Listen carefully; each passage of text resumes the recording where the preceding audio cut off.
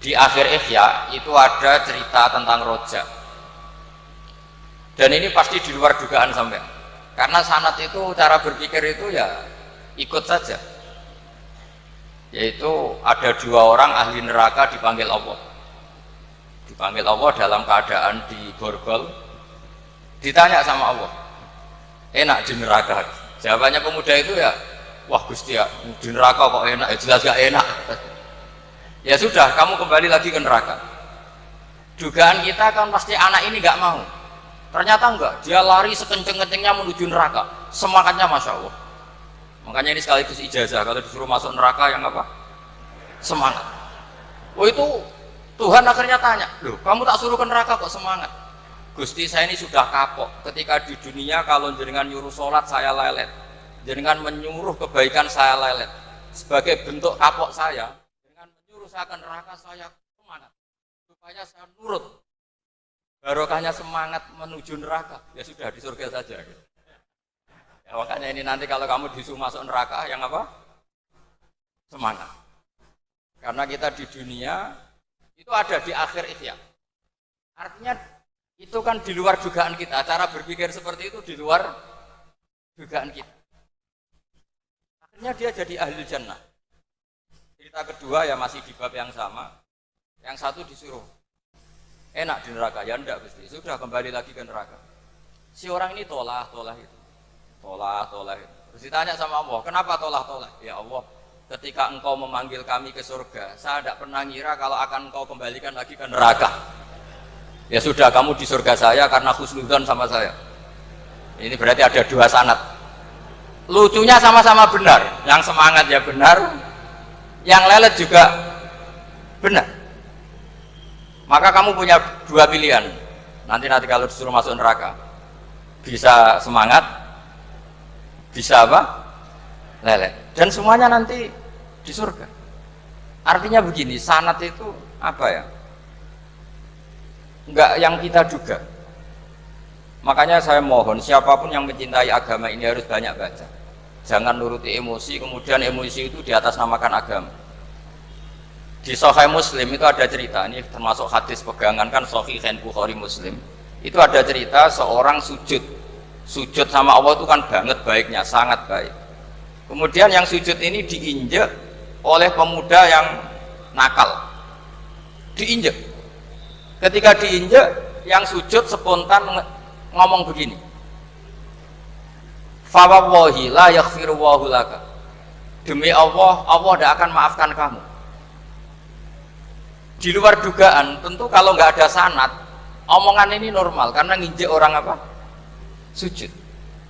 Tapi di luar dugaan, Allah mewahyukan ke Nabi di zaman itu, disuruh bilang sama orang yang sujud itu, Allah ngendikan, manggal ladzi yata'alla alayya alla aghfira li fulan faqad ghafartu lahu wa ahbattu amalah.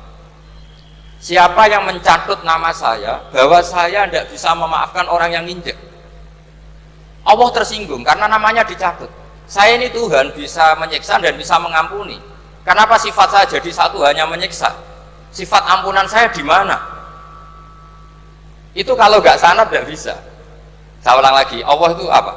Zat yang bisa yaghfiru liman yasha wa yu'adzibu may yasha. Tapi orang yang sujud ini hanya mensifati Allah satu, yaitu Allah pasti menyiksa. Dan Allah tersinggung.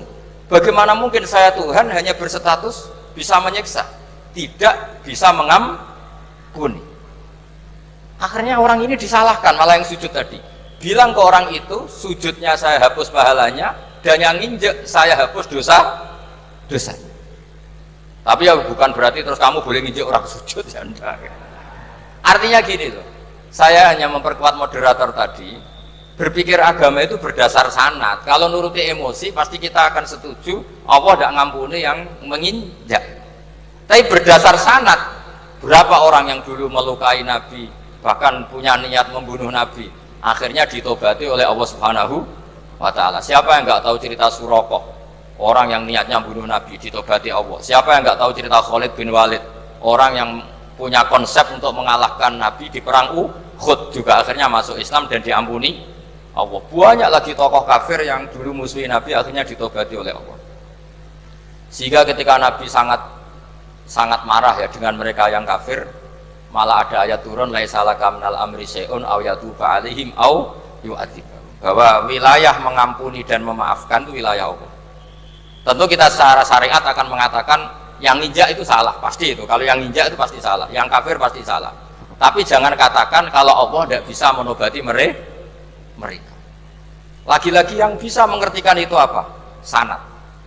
Kita ngaji di bab itu bahwa ada orang diinjak, ternyata Allah ketika yang sujud mengatakan wallahi la yaghfiru Allahu laka, demi Allah, Allah tidak akan maafkan kamu. Loh, mensifati Allah dengan satu sifat la yaghfiru itu Allah tersinggung. Karena Allah bisa yaghfir. Makanya ini penting sekali saya utarakan supaya kita ini bicara itu sesuai sanad.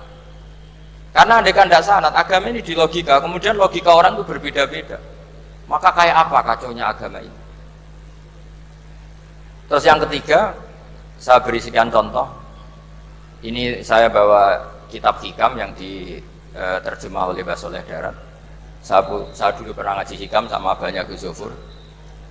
Cara berpikir Abul Hasan Asyadzili misalnya, umumnya orang itu kan kalau amal itu ingin diterima ya, kalau sujud ingin diterima Allah, kalau sholat ingin diterima Allah, dan kalau sangat ingin itu biasanya terus berlebihan, saking berlebihannya terus nangis minta amalnya diterima gitu.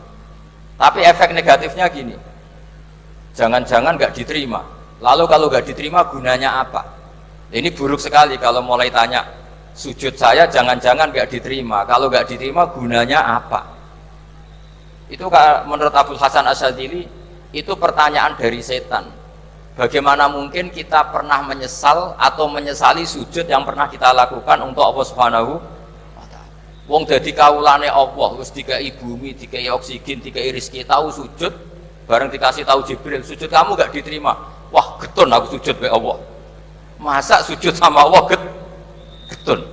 Maka kata Abul Hasan Asyadzili begini, kafa bika jazaan an radiyaka laka ahlan, cukup sebagai balasan dari Allah yang luar biasa kamu ditakdir sujud. Woi, keren. Coba kalau kamu nanti ketemu Allah, ada orang yang sama sekali di bumi gak pernah sujud, lalu kamu ketemu Allah sujud berkali-kali, kemudian dapat kabar kalau sujud kamu gak diterima, pantas mana kira-kira? Pantas yang pernah sujud apa pantas yang gak pernah sujud? Pantas yang pernah sujud. Jika pikirannya Abul Hasan Asyadzili, sudahlah kamu bahagia saja karena kamu ditakdir pernah sujud. Itu satu anugerah Allah yang luar biasa. Kamu gak perlu terganggu diterima apa gak diterima.